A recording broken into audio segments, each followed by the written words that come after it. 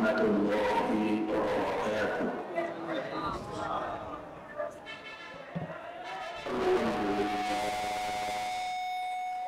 الحمد لله نحمده ونستعينه ونستغفره ونعوذ بالله من شرور أنفسنا ومن سيئات أعمالنا. من يهده الله فلا مضل له ومن يضلله فلا هادي له. وأشهد أن لا إله إلا الله وحده لا شريك له. وأشهد أن سيدنا ومولانا محمدا عبده ورسوله الذي أرسله بالحق بشيرا ونذيرا وداعيا إلى الله بإذنه وسراجا منيرا. فقد قال الله تعالى في كلامه المجيد وفرقانه الحميد: أعوذ بالله من الشيطان الرجيم. بسم الله الرحمن الرحيم. إن الله وملائكته يصلون على النبي يا أيها الذين آمنوا صلوا عليه وسلموا تسليما. اللهم صل على سيدنا محمد وعلى آل سيدنا مولانا محمد. اللهم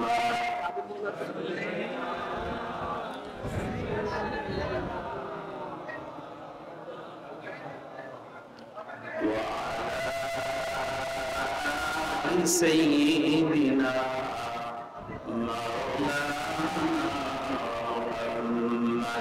محمد بكماله كشف الدجى بجماله حسنت جميع خصاله. صلوا عليه وآله.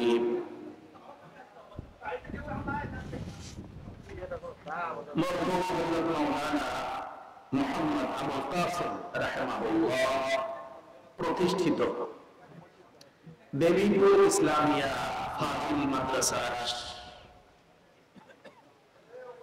109 বার্ষিক ওয়াজ মাহফিলের সম্মানিত সভাপতি,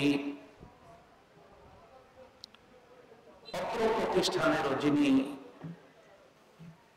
গভর্নিং বডির প্রতিষ্ঠাতা সদস্য জনাব ABM আনোয়ার হুসাইন সাহেব, আজকের মাহফিলের প্রধান অতিথি, আপনাদেরই খুবই প্রিয় মানুষ,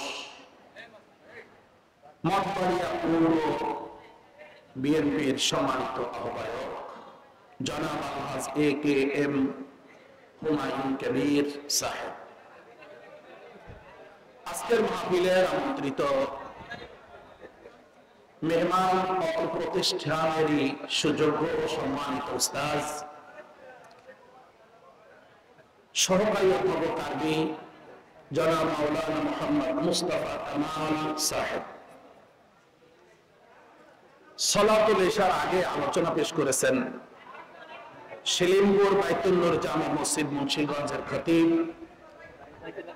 এই প্রতিষ্ঠানের সাথে যারা জড়িত তাদেরই গর্বিত সন্তান জনাব হাফেজ মোহাম্মদ ইয়াসির আরাফাত।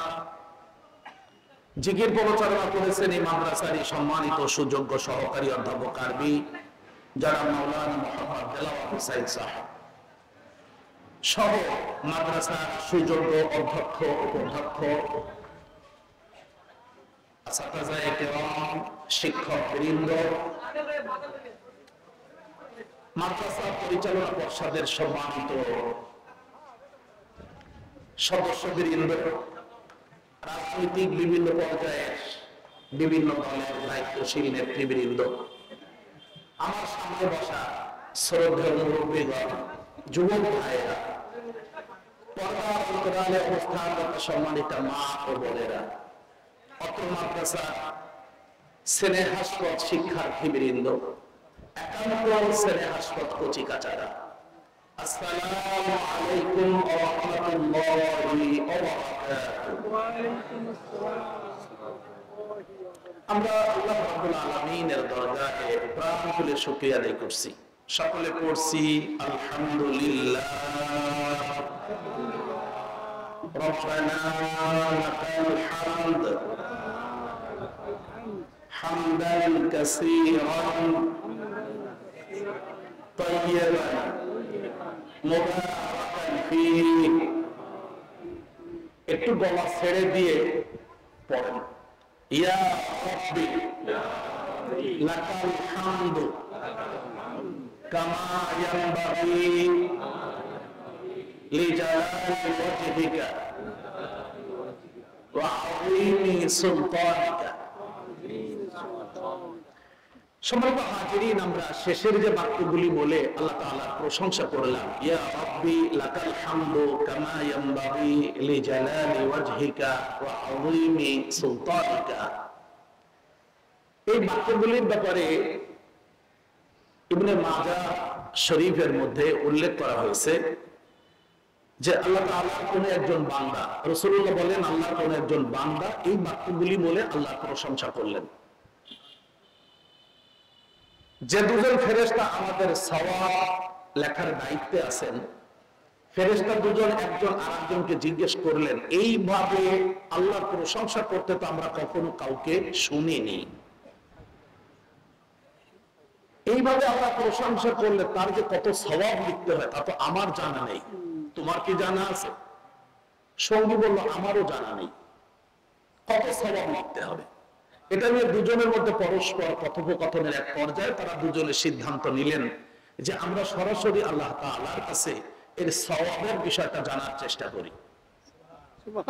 দুজনে চলে গেলেন আল্লাহ তাআলার কাছে, যত দূর যাওয়া যায় নির্দিষ্ট সীমা পর্যন্ত গিয়ে আল্লাহ তাআলার কাছে বললেন, ইয়া রাব্বি ইন্না আবদাম মিন ইবাদিক ইয়াহমাদুকা, আপনার একজন বান্দা এইভাবে আপনার প্রশংসা করেছে এবং সে বলেছে, ইয়া রাব্বি লাকাল হামদু কামা ইয়ানবাগি লিজালালি ওয়াজহিকা ওয়া আযীমি সুলতানিকা।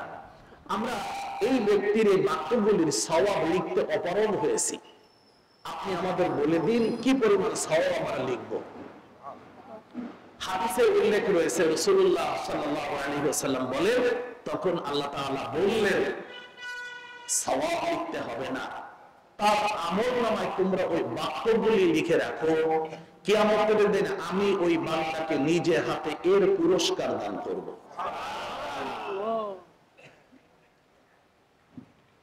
আমি আপনাদের কাছে বলতে চাই যে এই কথাগুলি জানার পরে আমাদের মনের মধ্যে একটু হলো উকি মারতেছে যে আগে তো বলেছিলাম একটা ভাবের ভাব, এখন একটু অন্তর দিয়ে বলতে আগ্রহ তৈরি হয়েছে কিনা।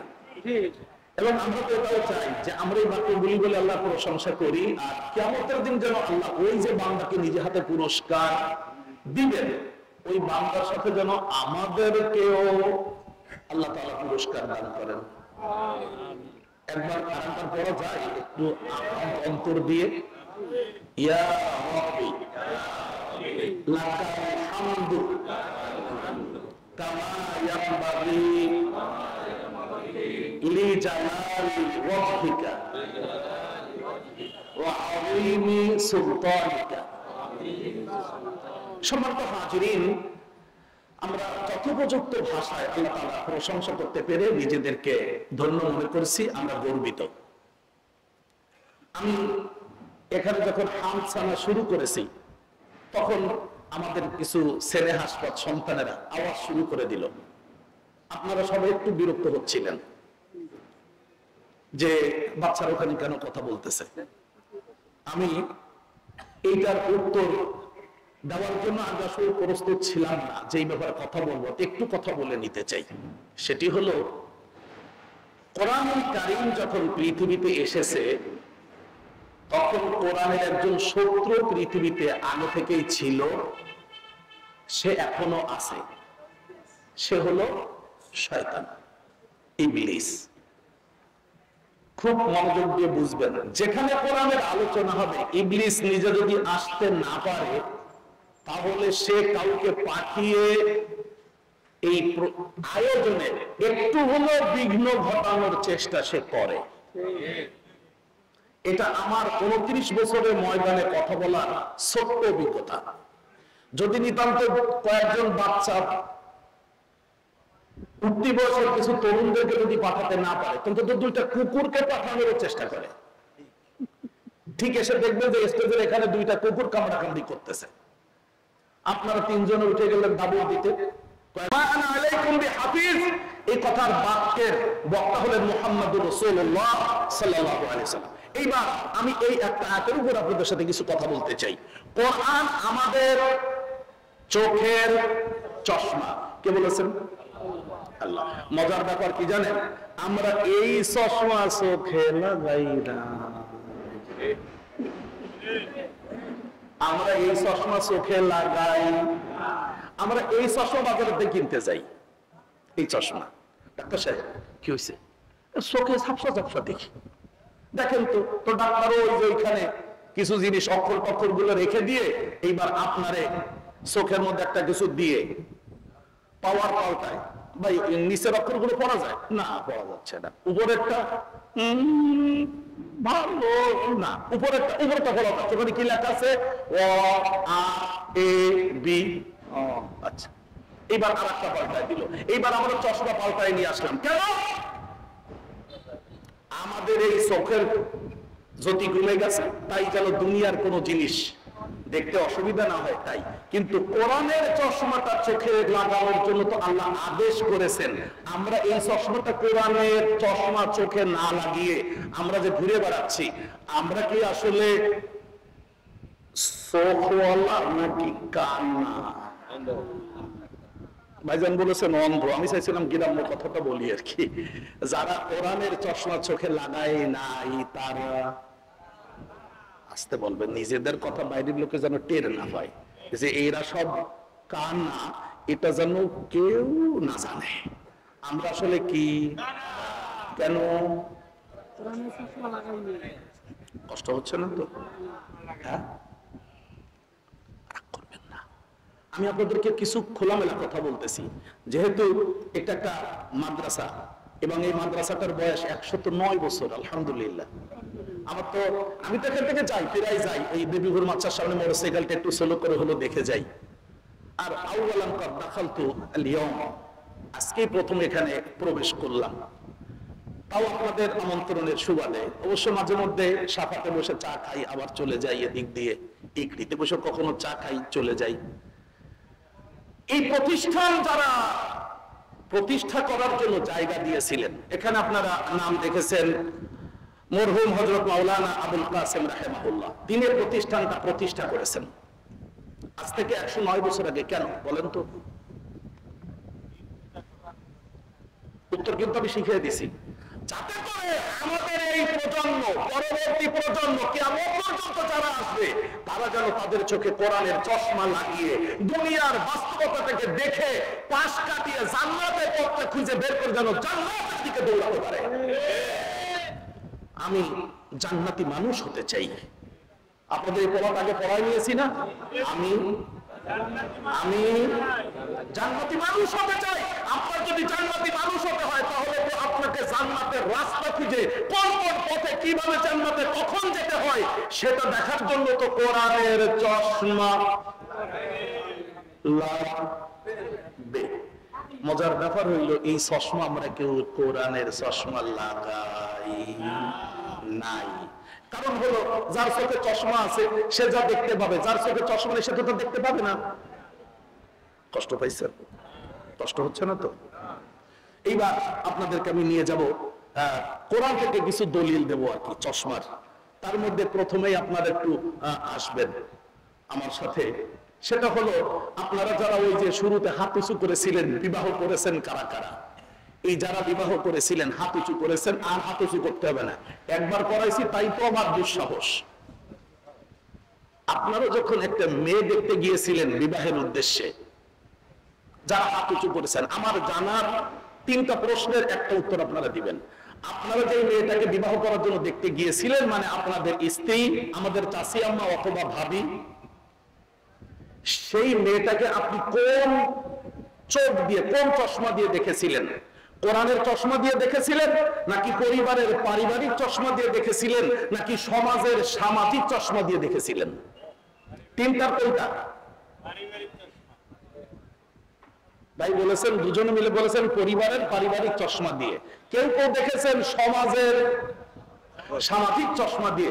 মজার ব্যাপার হলো কোরআনের চশমা দিয়ে কেউ দেখেন নাই। সেজন্য বিপদে পড়েছে কে? আল্লাহ।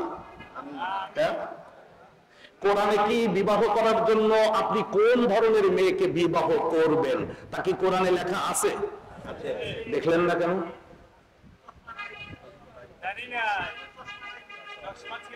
আপনি আপনার মেয়েটাকে বিবাহ দিবেন কোন ছেলের সাথে?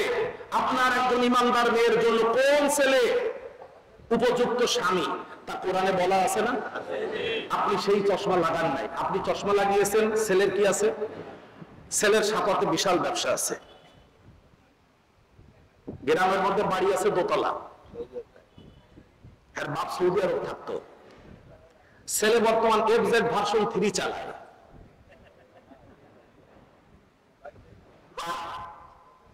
ছেলে দেখতে শুনতে উঁচু লম্বা, 5 ফুট 9 ইঞ্চি লম্বা, খুব স্মার্ট ছেলে। লেখাপড়া ওই ম্যাট্রিক পরীক্ষা দিছিল, অসুবিধা হয় না। আর লেখাপড়া কি ধুয়ে খাবো নাকি? পয়সা করি আছে, দাও। আমরা তো এভাবে বিবাহ দিচ্ছি মেয়েদের। সূরাতুল বাকারা আয়াত 221, সেখানে চশমা লাগানো বলেন বলেন বলেন আছে। সেই চশমা আপনি না লাগালে দোষ আল্লাহর না আমার? আমার, যেহেতু আমি আপনাদের কাছে আগে বলিনি সেই জন্য। আপনাদের না। ولا تنكحوا المشركات حتى يؤمنن ولأمة مؤمنة خير من مشركة ولو أعجبتكم ولا تنكحوا المشركين حتى يؤمنوا ولعبد مؤمن خير من مشرك ولو أعجبكم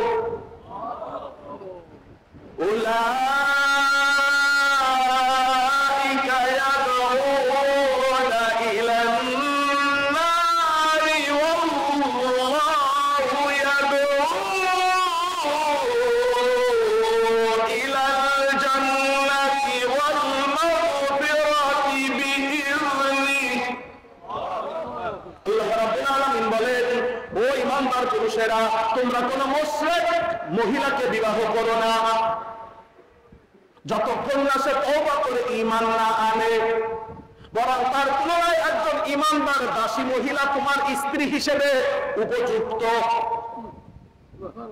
খবরদার মুশরিকা মহিলার চেহারা, স্বাস্থ্য, মেধা, সম্পদ, সৌন্দর্য যদিও তোমাকে আকর্ষণ করে, আমি আল্লাহ বলতেছি ওই মুশরিকা মহিলা, তুমি ঈমানদার, তোমার জন্য স্ত্রী হিসেবে বেমানান। কে বলেছে?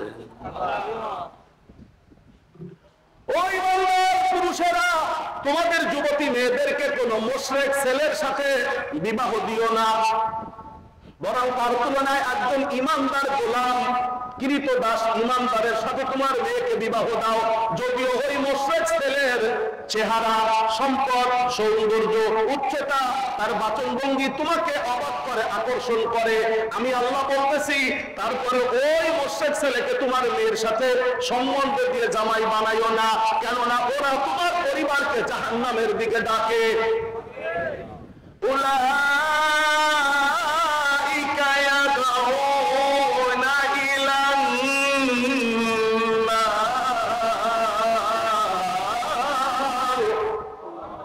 এই মুশরিক ছেলে যদি তোমার পরিবারে জামাই হিসেবে ঢোকে, তোমার পরিবারকেও আস্তে আস্তে জাহান্নামের দিকে নিয়ে যাবে।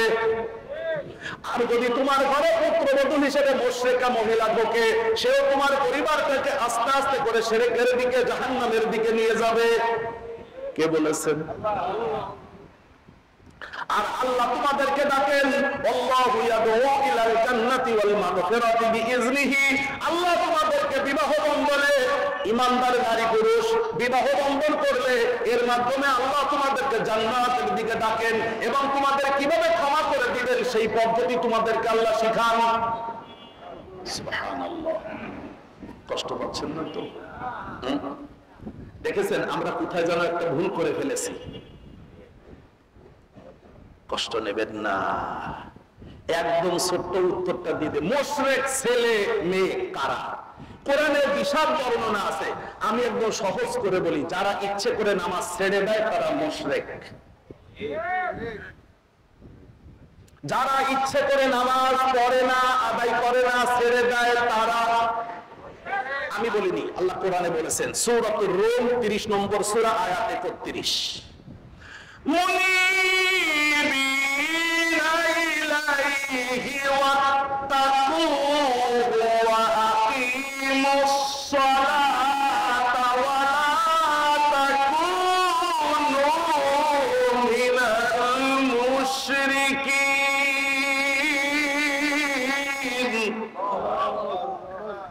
খবরদার, সালাত কায়েম করো, মুশরিকদের দলভুক্ত হও না। এই আয়াতের তাফসিরে লেখা আছে, যারা ইচ্ছে করে নামাজ ছেড়ে দেয় তারা মুশরিক। আপনার বাড়িতে মেয়ে বিবাহ দিচ্ছেন, বরযাত্রী সহ বর সবাই আছে, বর আপনার বাড়িতে আত্মীয়দের সামনে আসরের সালাত আদায় করলো না,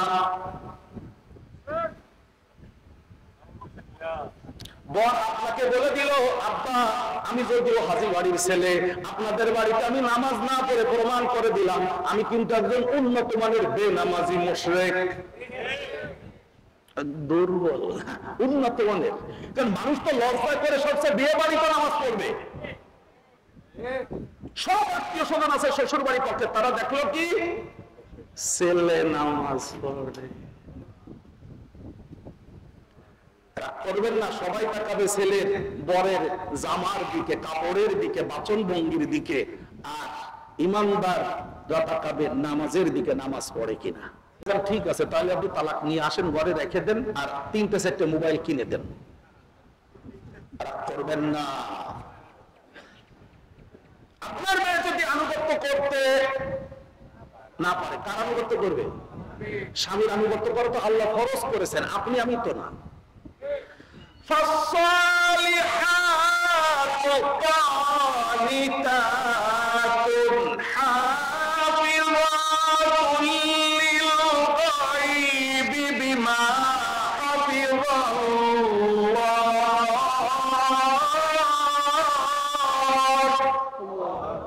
2 নম্বর হলো ওই মেয়েরা স্ত্রী হিসেবে আল্লাহর কাছে পছন্দনীয় হবে যখন তাদের মধ্যে কিছু জিনিস হেফাজত করার যোগ্যতা হবে, হেফাজত করবে, সংরক্ষণ করবে।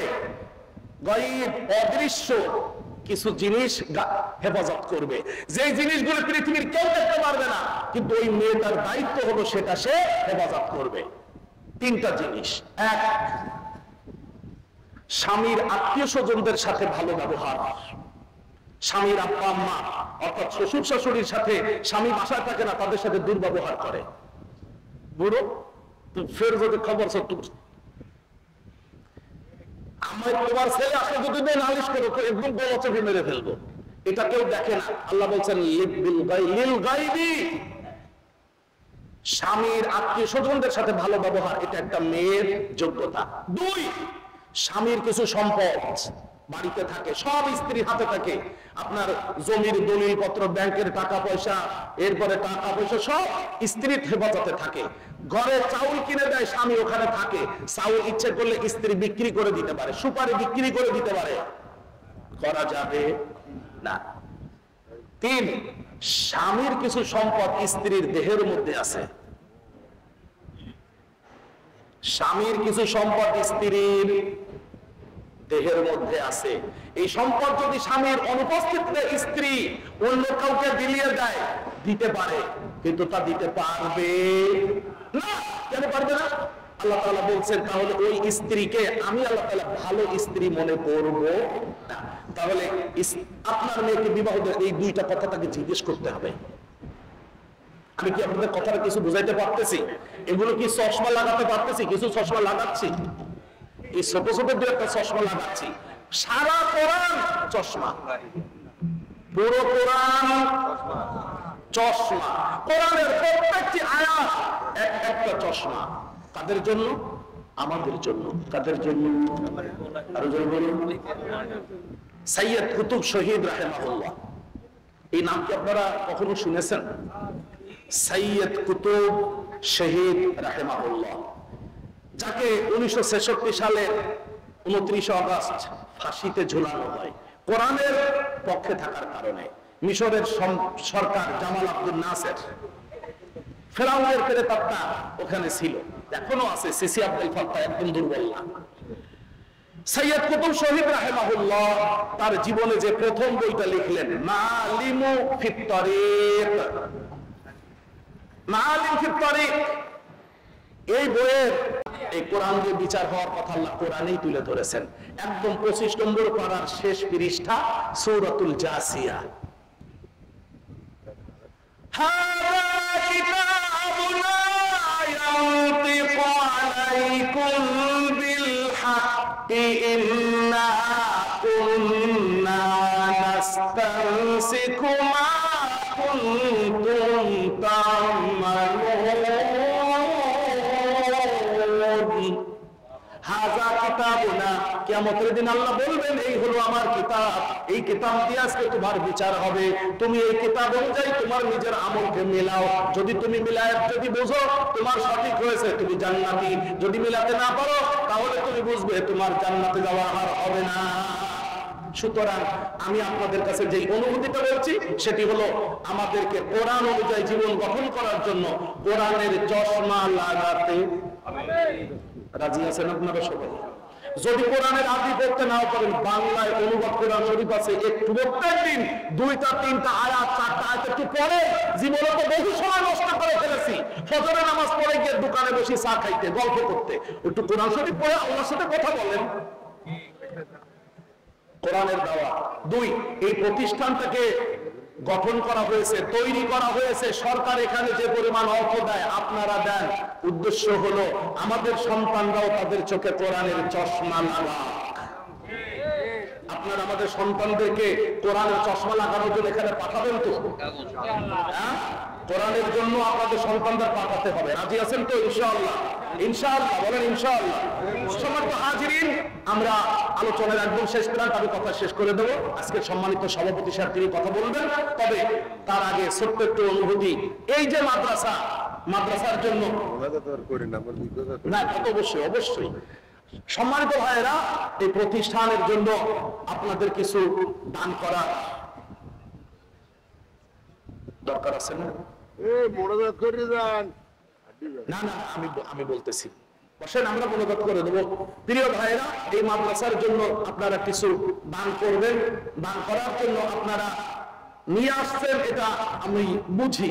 আপনারা অন্তত মাদ্রাসার জন্য যে যা নিয়ে আসছেন, যেহেতু আমি দান করার জন্য কোনো আলোচনা করি নাই, আমরা কোরআনের জন্য, কোরআন প্রসার হোক, প্রশস্ত হোক, কোরআনের জন্য আমরা দান করতে চাই।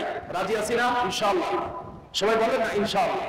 জি, আপনারা কি ভেতরে ছাত্ররা যাবে নাকি না নিয়ে আসলে ভালো হবে, উঠে দিয়ে আসতে তো বিশৃঙ্খলা হবে। হ্যাঁ, নামাজের মধ্যে যে দুরূদ শরীফ পড়ি, সবাই সেই দুরূদ শরীফ আমরা একবার পড়ে নিই।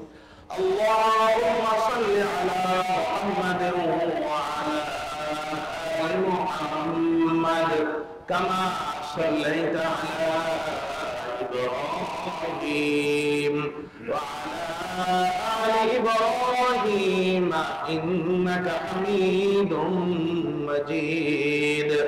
আল্লাহুম্মা বারিক আলা মুহাম্মাদ ওয়া আলা আলি মুহাম্মাদ কামা বারাকতা আলা ইব্রাহিম ওয়া আলা আলি ইব্রাহিম ইন্নাকা হামিদুম। সমবেত হয়ে আমরা সেই আসর থেকে শুরু করে মাগরিব থেকে শুরু করে সালাতুল ইশা পর্যন্ত এবং সালাতুল ইশার পর থেকে গভীর রাত পর্যন্ত উলামায়ে কেরাম বিদগ্ধ জ্ঞানী মানুষেরা তারা কোরআন এবং হাদিস থেকে আলোচনা করেছেন, জিকির আজকার করিয়েছেন। আমি গুনাহগার মুসাফির হালাতে সুদূর খুলনা থেকে এসে আল কোরআন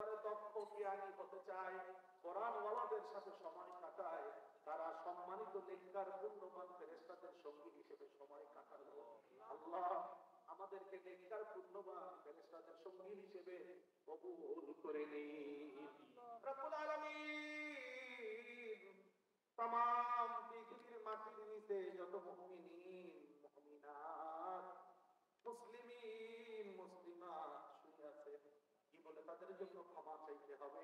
আপনি কোরআনে শিখিয়েছেন, আপনার শেখানো দোয়া আমরা আপনার কাছে পেশ করছি। রব্বানা গফির লানা سبقونا بالإيمان ربنا اغفر لنا ولإخواننا الذين سبقونا بالإيمان ولا تجعل في قلوبنا غلا للذين آمنوا ربنا إنك رؤوف رحيم। রব্বুল আলামিন, আমরা আপনার প্রিয় হাবিব, আমাদের প্রিয় নবী মুহাম্মদুর রাসূলুল্লাহ সাল্লাল্লাহু আলাইহি ওয়াসাল্লামের উপরে সালাত ও সালাম আদায় করেছি, আপনি কবুল করে নিন। আপনি তো কোরআনে বলেছেন, আমি আমার নবীর উপরে আমার ফেরেশতাদের নিয়ে সালাত ও সালাম আদায় করি। রব্বুল আলামিন, আপনিও আদায় করেন, আমাদের আদেশ করেছেন, আমরাও আদায় করেছি, আপনি আমাদের পক্ষ থেকে তা কবুল করে নিন। রব্বুল আলামিন রাসূলুল্লাহ সাল্লাল্লাহু আলাইহি ওয়াসাল্লামের যুগ থেকে শুরু করে আমাদের হাতে ইসলামের কোরআনকে পৌঁছে দিতে দীর্ঘ 1459 বছর ধরে যুগে যুগে যারা কষ্ট করে শ্রম দিয়ে, মেধা দিয়ে, অর্থ দিয়ে, রক্ত দিয়ে, বুদ্ধি দিয়ে, জীবন দিয়ে জেল খেটে জেলের প্রকোষ্ঠে নির্মম নির্যাতন সহ্য করে আগুনে পুড়ে ফাঁসির দড়িতে ঝুলে শাহাদাতের নজরানা পেশ করে আমাদের হাতে, আমাদের কাঁধে, আমাদের মুখে, আমাদের ঘাড়ে, আমাদের মাথায় ইসলাম আর কোরআনকে তুলে দিয়ে চলে গেলেন। আল্লাহ তাদেরকে জান্নাতুল ফেরদাউসের মেহমান হিসেবে কবুল করে নিন। রব্বুল আলামিন, প্রত্যেক যুগে একজন মানুষ যদি কোরআন আর ইসলামে না দৌড়াতেন, আমরা আজকে দেবীপুর ইসলামিয়া ফাজিল মাদ্রাসার এই ময়দানে বসে কোরআন শোনার সুযোগ পেতাম না। আমাদেরকে জাহান্নামের অপার গহ্বর থেকে টেনে বের করে জান্নাতের আলোকিত পথ দেখানোর জন্য যারা সেই মক্কা মদিনা থেকে দৌড়াতে শুরু করলেন আমাদের পর্যন্ত কোরআন তুলে দেওয়ার জন্য, যে কারণে তারা তাদের নিজেদের জীবন, যৌবন, অর্থ, সম্পদ, বিত্ত, বৈভব, পরিবার পরিজন, আত্মীয় স্বজন, দেশ মাতৃকা, ঘর বাড়ি, ব্যবসা বাণিজ্য সব পেছনে ফেলে দিয়ে আমাদেরকে জাহান্নাম থেকে টেনে বের করে কোরআনের আলোয় জান্নাতের পথিক বানানোর জন্য যারা ছুটে এসেছিলেন, আল্লাহ তাদেরকে জান্নাতুল ফেরদাউসের আলা ইল্লিয়িনে মাকাম। আমরা যারা হাত উঁচু করেছি আমাদের আব্বা আম্মা দাদা দাদি নানা নানি চাচা চাচি ফুফা ফুফু খালা খালু মামা শ্বশুর শাশুড়ি আত্মীয় স্বজন রিশতেদার আকরিব বন্ধু বান্ধব স্বামী স্ত্রী সন্তান শিক্ষক বৃন্দ ছাত্র বৃন্দ আসাতাজায়ে কেরাম তুলাবায়ে ইলম যারা ঈমানের সাথে চলে গেছেন আল্লাহ তাদের জীবনের গুনাহ খাতা মাফ করে দিন, তাদের কবরগুলিকে জান্নাতের টুকরা বানিয়ে দিন। আল্লাহ তাদের কবরের মধ্যে জান্নাতি বিছানা বিছিয়ে দিন, তাদের কবরের মধ্যে জান্নাতি খাবারের ফয়সালা করে দিন। রব্বুল আলামিন বিশেষ করে সারা বিশ্ব জুড়ে কোরআনের ঘর যারা বানিয়েছেন, মাদ্রাসা মসজিদ নির্মাণ করেছেন, নিজেদের জায়গা জমি অর্থ শ্রম মেধা উজাড় করে দিয়ে পরবর্তী প্রজন্মের কাছে কোরআন তুলে দেওয়ার জন্য যারা যা কিছু দান করেছেন আপনি তা কবুল করে নিন। বিশেষ করে আজকের যে ময়দানে আমরা বসা, আজ থেকে 111 বছর আগে সাধারণ মানুষেরা আমাদের এই এলাকার মুরব্বীরা তারা এই জমির মালিক ছিলেন। যখন তারা এই জমিটুকুন কোরআনের শিক্ষার জন্য আপনার জায়গা হয়ে গেছে, এটা কোরআনের জায়গা হয়ে গেছে, ও মাহবুব তারা দুনিয়ায় কোরআনের জন্য নিজেদের জায়গা দান করে তারা জান্নাতের জায়গা কিনতে চেয়েছেন, আপনি তাদেরকে এই জায়গার বিনিময়ে জান্নাতে উত্তম জায়গার ব্যবস্থা করে দিন। রব্বুল আলামিন তাদের জীবনের ভুল ভ্রান্তিগুলি ক্ষমা করে দিন। সেই সময় কিছু মানুষেরা যদি বাস ঘাড়ে না করে তালপাতা গোলপাতা টেনে না আনতেন, ঘর তৈরি না করতেন, আজকে এই কোরআনের ঘর তৈরি করা সম্ভব হতো না। রব্বুল আলামিন যারা নিজেদের জীবনের আমিত্ব অর্থ বৃত্ত বৈভবের দিকে তাকান নাই, শুধুমাত্র আপনার ঘর রাসূলের ঘর বানিয়ে জান্নাতি মানুষ হতে চেয়েছেন, আমরা দোয়া করছি আল্লাহ সেই মরহুম মাওলানা আবুল কাসেম সাহেব সহ ইয়া আল্লাহ যারা সেই সময়ে কোরআনের ঘর নির্মাণের জন্য কাজ করেছেন, শ্রম দিয়ে মেধা দিয়ে বুদ্ধি দিয়ে নিজেদের সন্তানদেরকে কোরআনের ছাত্র বানিয়ে এইখানকার ছাত্রদেরকে লজিং রেখে আমাদের মায়েরা বোনেরা খাবার তৈরি করে দিয়ে বাবারা খাবার জোগাড় করে এনে দিয়ে যারা সাহায্য করেছেন আল্লাহ আপনি তাদেরকে জান্নাতের মেহমান হিসেবে কবুল করে নিন। ইয়া আল্লাহ এই ঘরটাকে কিয়ামত পর্যন্ত কোরআনের ঘর হিসেবে কবুল করে নিন, এই ময়দানকে এই হেদায়েতের জরিয়া বানিয়ে দিন। ইয়া আল্লাহ এটা হেদায়েতের মার্কাজ বানিয়ে দিন। ইয়া আল্লাহ এখন এখানে যারা গভর্নিং বডিতে যারা আছেন, পরিচালনা পর্ষদের যারা দায়িত্বে আছেন, তাদের হায়াতে তাইয়্যিবা বাড়িয়ে দিন। ইয়া আল্লাহ তাদের অজ্ঞতাকে জ্ঞানে পরিণত করে দিন, মাদ্রাসা পরিচালনার ক্ষেত্রে দুর্বলতাকে সবলতায় পরিণত করে দিন। যারা আসাতাজায়ে কেরাম শিক্ষকবৃন্দ আছেন, শিক্ষকতার জন্য ইলমি ইস্তেদাদ শিক্ষকতার যোগ্যতাকে আপনি বাড়িয়ে দিন। ইয়া আল্লাহ ছাত্রদের আরো কলা কৌশলী হয়ে পাঠদান করে তাদেরকে জাতির রাহবার হিসেবে গঠন করার জন্য শিক্ষকদের হিম্মত দিয়ে দিন। আমাদের শ্রেণী হাসপাতাল ছাত্ররা 20 জন ছাত্র দাখিল পরীক্ষা দিচ্ছে মাহবুব, তারা সহ যারা আলিম পরীক্ষা দিবে আগামী সামনে, ইয়া আল্লাহ যারা ফাজিল পরীক্ষা দিবে রব্বুল আলামিন প্রত্যেককে কাঙ্ক্ষিত ফলাফল বয়ে এনে এই মাদ্রাসার সুনাম সুখ্যাতিকে বাড়িয়ে দেওয়ার ব্যবস্থা করে দিন। এই মাদ্রাসা থেকে কোরআনের দাইয়া তৈরি করে দিন। আল্লাহ আমাদের সকলকে কোরআনওয়ালা সন্তানের মা বাবা হওয়ার জন্য কবুল করে নিন। রব্বুল আলামিন ছোট্ট সেই যৌবন যখন এসেছে দেহে, তখন থেকে একটা ঘর বাঁধার স্বপ্ন ছিল, বাসর ঘর, স্বামী স্ত্রী মিলে দুজনে একটা ছোট্ট ঘর বেঁধেছিলাম।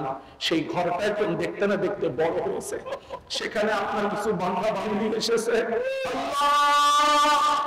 আমাদের সেই ঘরগুলিকে কোরআনওয়ালাদের ঘর বানিয়ে দিন। ইসলামের জন্য জীবন দিয়েছেন, তাদের শহীদ হিসেবে কবুল করে নিন। ইয়া আল্লাহ ইসরায়েলের আগ্রাসী খাবার ইয়া আল্লাহ বিশ্ব থেকে মুছে দিন, ইসরায়েল রাষ্ট্রকে বিশ্বের মানচিত্র থেকে মুছে দিন, ওদেরকে টুকরো টুকরো করে দিন। ইয়া রাব আমাদের এই ছোট্ট দেশ বাংলাদেশটাকে আপনি কোরআনের জন্য কবুল করে নিন। ইয়া আল্লাহ এই দেশটাকে আপনি নিরাপত্তার চাদর দিয়ে বেষ্টন করুন। আমাদের দেশের ভেতরে বাইরে থেকে যারা অস্থিরতা তৈরির চেষ্টা করে যাচ্ছে, আপনি তাদের হেদায়েত দান করুন। ইয়া আল্লাহ, আমাদের সবাইকে মাফ করে দিন। আমরা যারা হাত উঁচু করেছি, আল্লাহ আমাদের মাফ করে দিন। আমরা জান্নাতি মানুষ হতে চাই। ওরা কোরআনের চশমা পরে জান্নাতের পর থেকে দৌড়াতে চাই। আপনি আমাদের চোখে কোরআনের চশমা লাগিয়ে দিন। আপনি তো চাইলে ওমরের চোখে কোরআনের চশমা দিতে পারেন। আমরা তো ওমরের মতো রাসূলকে হত্যা করার জন্য দৌড়াচ্ছি না। আপনি আমাদের চোখে কোরআনের চশমা লাগিয়ে দিন। আল্লাহুম্মা জাআলিল কোরআনাল আযীম রাবিআ কুলুবিনা ওয়া জালাআ হুমুমিনা ওয়া গুমুমিনা ওয়া নূরা সুদুরিনা ওয়া আবসারিনা ওয়া যাহাবা আহজানিনা ইয়া রাব্বাল আলামিন। سبحان ربك رب العزة عما يصفون وسلام على المرسلين والحمد لله رب العالمين واجعل آخر كلمتنا عند الموت لا إله إلا الله محمد رسول الله